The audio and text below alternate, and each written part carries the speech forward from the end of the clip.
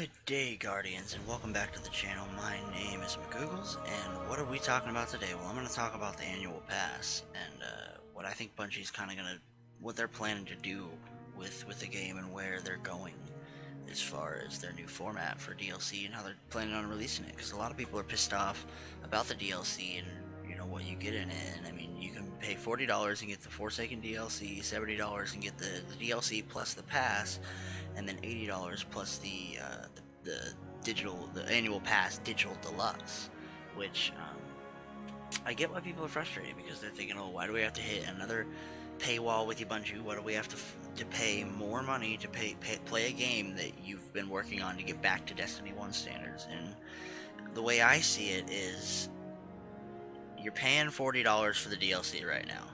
You can choose to do that, cool. If you want to pay $80 and get the deluxe edition, you get the 3 DLCs that are releasing throughout the year.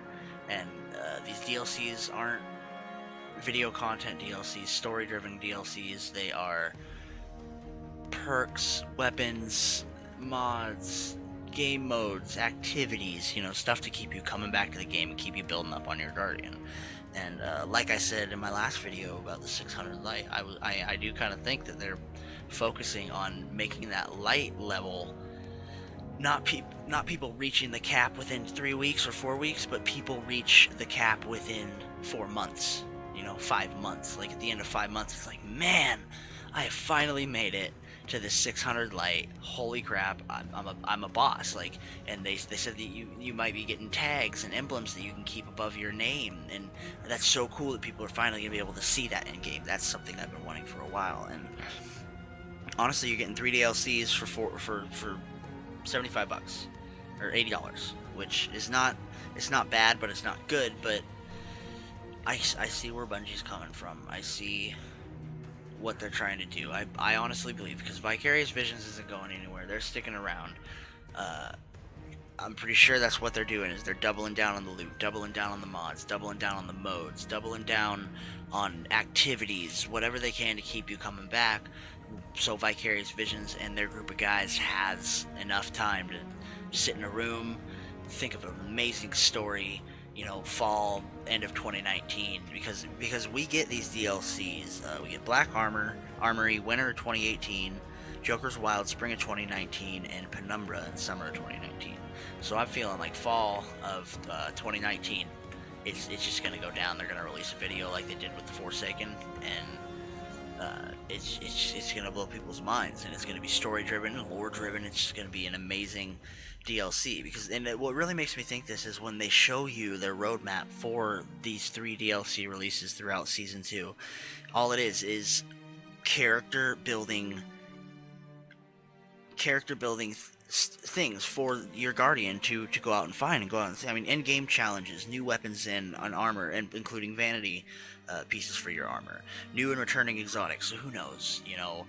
The Last Word, Thorns, something like that. You never know. Anything could come back. New activities, new Triumph rewards. So and lore with the lore tabs and the stuff that they showed off in their streams, so they can keep you motivated because you have a way to track what you're looking at. You have a way to track what you're going for. So that's something else. I'm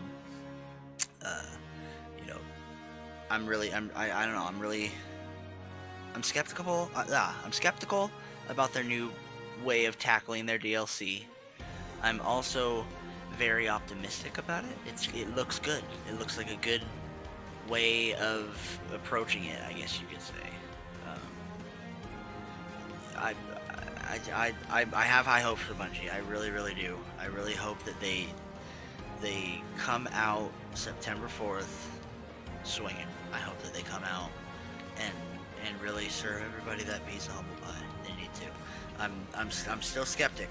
I'm not putting all my eggs in their one basket. I'm still gonna criticize them. I'm still gonna call their crap when they do shitty things like that Iron Banner crap. Like, I get it. It was it was like $10 to buy the silver for it, and people, when it came down to it, you didn't have to buy it, and it wasn't that cool. I don't think it was worth 10 bucks. You did not have to buy that emo. Plain and simple.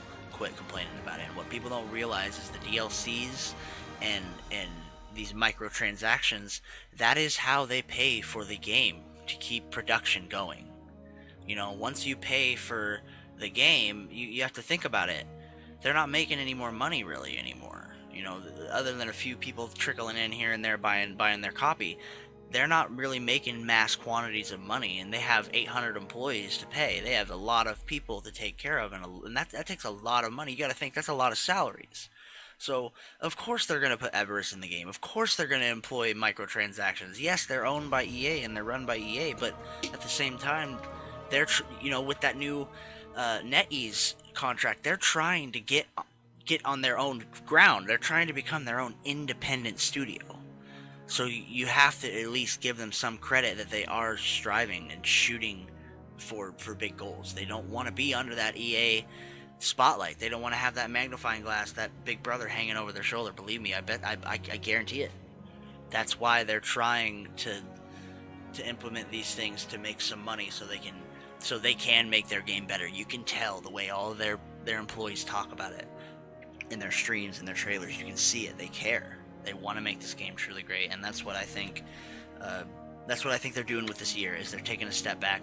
They're thinking about, how do we make the player happy? How do we get them to where they're happy with the way their Guardians feel, the way the combat feels, the gameplay feels, and then we'll blow them away with story. Then we'll blow their minds. Then we'll take them on a journey.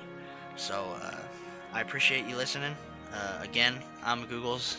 Eyes up, Guardian.